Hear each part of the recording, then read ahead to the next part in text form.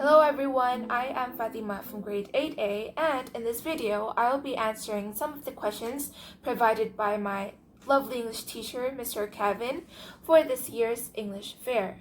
So without any further ado, let's just jump into the first question. What is the title of your novel or book and its author? It's The Betrothed by Kiara Cass. Next question, what was the original ending of your story? Short story, the Easterfy boys and Hollis's parents were murdered by the Darkest Knights on the day of their wedding. They felt no longer safe in Koroa, so Hollis, her mother and sister-in-law, decided to move back to Isolti, but was not quite sure of what was going to happen next for them. Okay, the third question. Give us your own ending version. On the day of their wedding, where flaming fires toast furniture and every existing body in the room, Hollis and the Easterfys managed to survive and were nearly murdered by the Darkest Knights. They grabbed every remaining horses and tried to escape from the absolute destruction. The Darkest Knights chased them all the way to Isolti and bring them to King Quentin. "Betrayals! Your filthy bodies are no longer worthy to step into my kingdom," said the king, with Queen Valentina beside him looking very sorry for Hollis. The Easterfys and Hollis were kept in the dungeon, left with no food or water. They tremble in fear because they know King Quentin's going to banish them for good. In the middle of their sorrow, Queen Valentina came to them and informed them what was about to come. They will be murdered publicly and dishonorably die. Valentina handed them a key. "It's to unlock the wooden stable," she said. The next day, Hollis and the Easterfys were brought to public in a cage and were placed beside each other in a wooden stable with a humongous cleaver ready to behead them. As planned last night, one by one, they unlocked the stable quietly and escaped quickly. The guards chased them and captured Hollis. The guard nearly chopped her head off, but Silas was on time to save his dearest wife. A second late, and Hollis would be headless. They escaped from Isolti and were homeless for 5 days, but were able to survive. One day, Jameson and Delia Grace met the family and was very surprised to see their condition.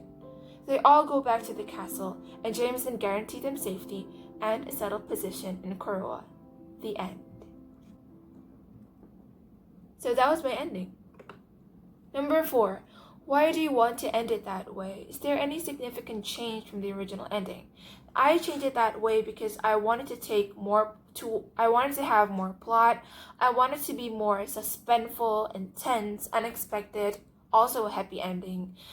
The most significant change I make from my ending is probably the survival of the Easterfy boys. Number 5.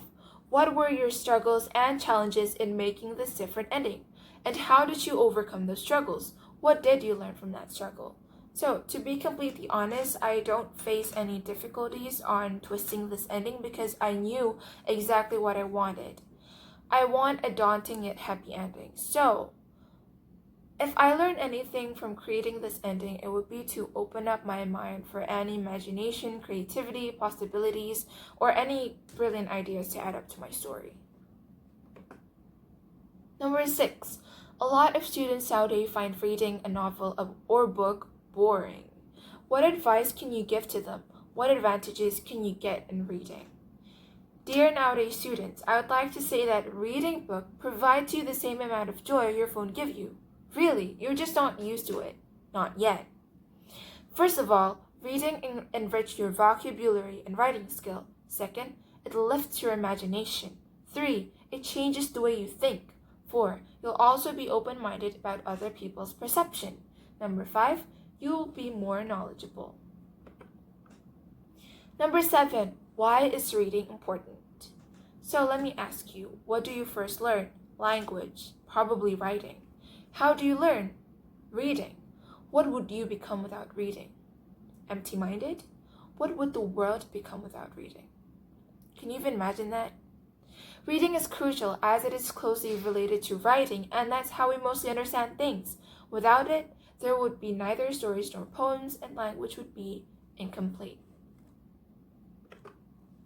Okay, so now I am going to be reading my Shakespearean sonnet that I made. It's titled The Life I Chose. If I have to choose between crown or love, between acceptance or felicity, please stay with me, I beg the gods above. I love you wholly for eternity. Even if I must leave my sumptuous life to live with you, a bungalow will do. I'll still marry you despite all the strife, because every day my love grew and grew. The king laughed at my effervescent jokes, abundantly give pristine jewels and crowns. I'd be queen and demurely lead my folks, while docilely wear satin and red gowns. But what's the opulence without tranquil? With your absence in life, I'm more thankful. Okay, thank you very much for watching this video. That's all from me, and I'll see you next time. Bye-bye!